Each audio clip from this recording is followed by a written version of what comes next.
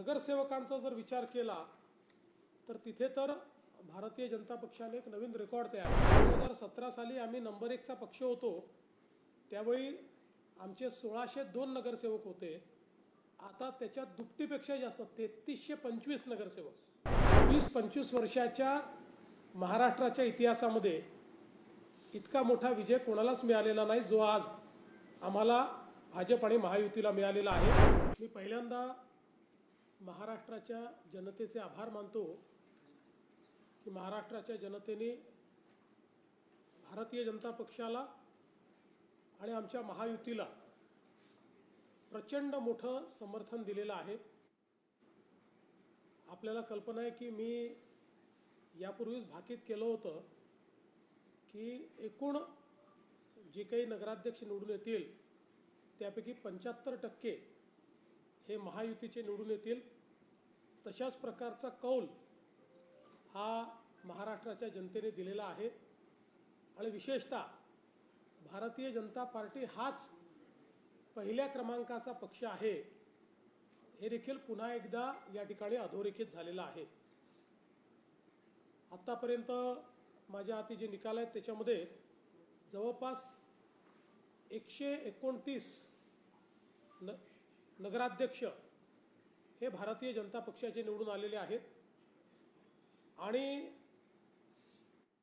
आपण जर बघितलं तर आमचे तिघांचे मिळून जे नगराध्यक्ष आहेत ते जवळपास 75% नगरसेवक आहेत, नगराध्यक्ष आहेत। आणि आपण नगरसेवकांचा जर विचार केला तर तिथे तर भारतीय जनता पक्षाने एक नवीन रेकॉर्ड तयार केला। 2017 साली आम्ही नंबर 1चा पक्ष होतो, त्यावेळी आमचे 1602 नगरसेवक होते। आता त्याच्या दुपटीपेक्षा जास्त 3325 नगरसेवक हे भारतीय जनता पक्षाचे निवडून आलेले आहेत। त्यामुळे एकूण जी नगरसेवकांची संख्या आहे त्याच्या 48% एकट्या भाजपचे नगरसेवक हे निवडून आलेले आहेत। याचा अर्थ प्रचंड मोठं जनसमर्थन आम्हाला मिळालेलं आहे। मी आज विशेषतः आमचे जे सहयोगी आहेत श्री एकनाथराव शिंदेजी, श्री अजितदादा पवारजी यांचंही मनापासून अभिनंदन करतो। त्यांच्याही पक्षांनी अतिशय चांगला परफॉर्मन्स दिलेला आहे। एक प्रकारे विधानसभेचा परफॉर्मन्स हा आम्ही रिपीट केलेला आहे। या निवडणुकीमध्ये पहिल्यांदाच आमचे अध्यक्ष श्री रवींद्र चव्हाणजी यांच्या नेतृत्वात ही निवडणूक होत होती आणि त्यांच्या नेतृत्वातल्या या पहिल्या निवडणुकीत एक प्रचंड मोठं यश हे भारतीय जनता पक्षाला मिळालं। त्याबद्दल मी रवींद्र चव्हाणजींचे मनापासून अभिनंदन करतो। या निवडणुकीमध्ये रवींद्र चव्हाणजी असतील, आमचे पूर्व अध्यक्ष चंद्रशेखर बावनकुळेजी असतील आणि आमचे मंत्रिमंडळातले सहकारी असतील, या सगळ्यांनी खूप मेहनत केली, अतिशय चांगलं कोऑर्डिनेशन केलं। पक्षाची संघटना यामध्ये एक प्रकारे खूप चांगला संवाद हा स्थापित झाला आणि त्यामुळे एक अभूतपूर्व अशा प्रकारचा विजय मिळाला आहे। आणि विशेषतः 2017 पेक्षाही मोठा विजय हा आम्हाला या ठिकाणी मिळालेला आहे। मला असं वाटतं की गेल्या 20-25 वर्षाच्या महाराष्ट्राच्या इतिहासामध्ये इतका मोठा विजय कोणालाच मिळालेला नाही जो आज आम्हाला भाजप आणि महायुतीला मिळालेला आहे। आणि म्हणून मी नागरिकांचे खूप आभार मानतो। सगळ्यात महत्त्वाचं काही असेल तर या निवडणुकीमध्ये मी पूर्ण सकारात्मक प्रचार केला। एकाही सभेमध्ये एकाही व्यक्तीच्या विरोधात, एकाही पक्षाच्या विरोधात, एकाही नेत्याच्या विरोधात बोललो नाही। केवळ विकासावर मतं मागितली। आम्ही काय केलं हा ट्रॅक रेकॉर्ड सांगितला, आम्ही काय करणार आहोत याची ब्ल्यूप्रिंट मांडली आणि त्याला अतिशय चांगला प्रतिसाद हा सर्व लोकांनी दिला आणि मतदारांनी आम्हाला निवडून दिलं। त्यामुळे एक प्रकारे भारताच्या इतिहासातली ही पहिली निवडणूक असेल की ज्या निवडणुकीमध्ये एखाद्या पक्षाचा मुख्यमंत्री कोणावरही एक सूदभरही टीका न करता त्यांचा पक्ष विजयी होतो, एक प्रकारे लोकांनी आमच्या विकास कामांना दिलेली ही पावती आहे.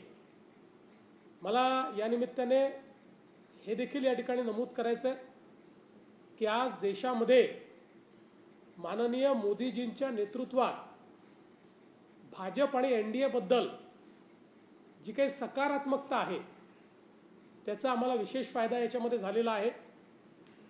आणि विशेषतः आमचे जे शीर्षस्थ नेते आहेत, आमचे अमित भाई असतील, आमचे नड्डाजी असतील, आता नव्यानेच आमचे झालेले जे काही कार्याध्यक्ष आहेत नितीन नवीनजी असतील, एक प्रकारे संपूर्ण केंद्रीय नेतृत्वाने आमच्यावर विश्वास दाखवून सगळी जबाबदारी या निवडणुकीची राज्यावर दिली होती आणि ती अत्यंत चांगल्या पद्धतीनं आम्ही सगळे मिळून पार पाडू शकलो. विशेषतः या ठिकाणी मी उल्लेख केला की रवी चव्हाण असतील किंवा चंद्रशेखर बावनकुळे असतील, यांनी प्रचंड दौरा करून खूप मोठ्या प्रमाणात कोऑर्डिनेशन केलं आणि प्रत्येक विभागामधले आमचे जे नेते आहेत त्या नेत्यांनी देखील खूप चांगल्या पद्धतीनं त्या विभागामध्ये, मग पश्चिम महाराष्ट्रामध्ये चंद्रकांत दादा असतील, जयकुमार गोरे असतील किंवा आमचे राजे असतील, त्या ठिकाणी शिवेंद्र बाबा अतिशय चांगल्या पद्धतीनं त्यांनी त्या ठिकाणचं कोऑर्डिनेशन केलं. किंवा मराठवाड्यातले जे आमचे नेते आहेत, मग पंकजाताई असतील, अतुल सावे असतील किंवा संभाजी राव निलंगेकर असतील, मेघनाते बोर्डीकर असतील, अतिशय चांगल्या पद्धतीनं त्या ठिकाणचं त्यांनी कोऑर्डिनेशन केलं. इकडे आमच्या उत्तर महाराष्ट्रामध्ये आमचे गिरीश महाजन असतील किंवा जयकुमार रावल असतील, या सगळ्यांनी अतिशय चांगल्या पद्धतीचं कोऑर्डिनेशन हे या सगळ्या भागामध्ये केलं. अर्थात मी काही सगळ्यांची नावं घेऊ शकत नाही, यांच्यासोबत अनेक लोक हे खूप चांगल्या पद्धतीनं काम करत होते. विदर्भामध्ये बावनकुळे साहेब स्वतः पूर्ण लक्ष देऊन त्या ठिकाणी होते आणि संपूर्ण महाराष्ट्र पाहत असताना विशेषतः कोकणाचा सगळा भाग यामध्ये आमचे रवींद्र चव्हाण यांनी स्वतः खूप लक्ष घातलं आणि इतरही आमची जी सगळी नेते मंडळी तिथली होती या सगळ्यांनी खूप चांगल्या पद्धतीनं या निवडणुकीमध्ये काम केलं. विशेषतः सगळ्या मंत्र्यांना आम्ही जी जबाबदारी दिली होती ती जबाबदारी त्यांनी चांगल्या पद्धतीनं या ठिकाणी पार पडली आणि म्हणून एक टीम एफर्ट हा या ठिकाणी आम्हाला पाहायला मिळाला. संघटना आणि मंत्रिमंडळ असे सगळे लोक टीम एफर्ट म्हणून त्या ठिकाणी काम करत होते. त्यामुळे आमच्या टीम BJPचा हा विजय आहे, टीम भाजपचा हा विजय आहे. आणि अर्थातच आता ही निवडणूक झाल्यानंतर पुढच्या काळामध्ये या सगळ्या शहरातल्या लोकांनी जो विश्वास आमच्यावर दाखवलेला आहे त्यांच्या विश्वासाला सार्थ अशा प्रकारचं विकासाचं कार्य हे निश्चितपणे आम्ही त्या ठिकाणी करून दाखवू आणि ही शहरं बदलली पाहिजेत, या शहरात चांगला विकास झाला पाहिजे अशा प्रकारचा आमचा प्रयत्न हा पुढच्या काळामध्ये मोठ्या प्रमाणात आपल्याला पाहायला मिळेल. साधारणपणे भाजप हा शहरी भागातला पक्ष अशी भाजपची ओळख आहे. या निवडणुकीत अभूतपूर्व यश मिळताना ग्रामीण भागामध्ये हे सगळे यश मिळालेलं आहे. त्यामुळे भाजप आता ग्रामीण लोकांचाही पक्ष होतं असं या इतिहासातून दिसतं. 2014 नंतर भाजप शहराचाही झाला आणि ग्रामीणचाही झाला. 2014 पासून कुठलीही निवडणूक तुम्ही काढा महाराष्ट्रामध्ये 14 नंतरच्या झालेल्या प्रत्येक निवडणुकीमध्ये शहर आणि गाव सगळीकडे भाजपने विजय मिळवलेला आहे, सगळीकडे मतं मिळवलेली आहेत. अगदी आपण जर विचार केला की त्यातल्या त्यात आमचा परफॉर्मन्स हा जो काही 24च्या लोकसभेमध्ये खाली गेला त्याहीवेळी आमची मतं कमी झालेली नाहीत. त्याहीवेळी आम्ही 0.5%ने हारलो, पण त्यावेळी ग्रामीण भागातही अतिशय उत्तम मतं आम्ही घेतली आहेत. भाजप हा सर्व जातींचा, सर्व समाजांचा आणि सर्व भौगोलिक अशा पद्धतीनं विस्तार असलेला पक्ष आता महाराष्ट्रात झालेला आहे.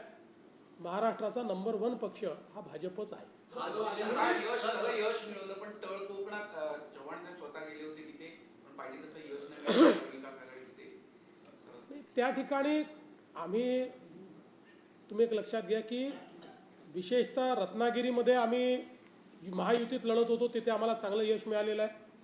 सिंधुदुर्गमध्ये युती नव्हती, तिथे काही जागा जिंकलो, काही जागा हारलो. बाकी ठिकाणी आम्हाला चांगलंच यश मिळालेलं आहे.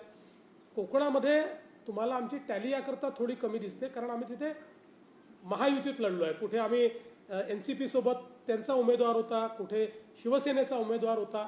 तर आम्ही जे एकूण लढलो त्या ठिकाणी आमचा विजयच झालेला आहे. या संपूर्ण निवडणुकीमध्ये विरोधी पक्षातले नेते फार सक्रिय दिसले नाही, निवडणुकीतच दिसले नाही. आता निकालातही त्यांचे आकडे सिंगल डिजिट आहे. म्हणजे ठाकरे गट, पवार गट, काँग्रेस 31 वगैरे जागा आहेत. मुळामध्ये विरोधी पक्षाच्या नेत्यांना हे लक्षात आलं होतं की या निवडणुकीमध्ये महायुतीचाच विजय होणार आहे आणि त्यामुळे ते बाहेरच पडले नाहीत किंवा कमी पडले. कारण त्यांना असं वाटत होतं की आत्ता जर आपण हारलो आहे हे लोकांना लक्षात आलं तर पुढे महानगरपालिका आहेत, जिल्हा परिषद आहेत, त्याच्यामुळे आपल्या कार्यकर्त्यांचं मॉरल डाऊन होईल. त्यामुळे आता ते हे सांगायला मोकळे आहेत की आम्ही फार सिरियसली घेतलं नाही, आम्ही त्याच्यामध्ये उतरलो नाही. पण सगळ्यात महत्त्वाचं काय, या निवडणुकांमध्ये ही कार्यकर्त्यांची निवडणूक होती. भारतीय जनता पार्टी किंवा महायुती निवडणुकीत पूर्णपणे उतरली. मी स्वतःही अगदी 10,000 मतदारसंख्येच्या गावात देखील गेलो. याचं कारण जे कार्यकर्ते विधानसभेत आणि लोकसभेत आपल्याला निवडून आणतात त्यांच्या निवडणुकीमध्ये आपण आपली प्रतिष्ठा पणाला न लावणं हा करंटेपणा आहे. हार जीत होत असते, कधी आपण जिंकतो कधी हारतो, पण त्यांच्याकडनं काम करून घ्यायचं आणि त्यांची वेळ आली की आपली प्रतिष्ठा वाचवण्याकरता पळ काढायचा. ही पद्धती काही मला तरी योग्य वाटत नाही. भाजपमध्ये आम्ही असं करत नाही. आम्ही जिंकलोय आहे, हारलोय आहे. जेव्हा हारलो तेव्हाही कधी पळालो नाही आणि जिंकलो तेव्हाही कधी त्यातनं आम्ही मातलो नाही.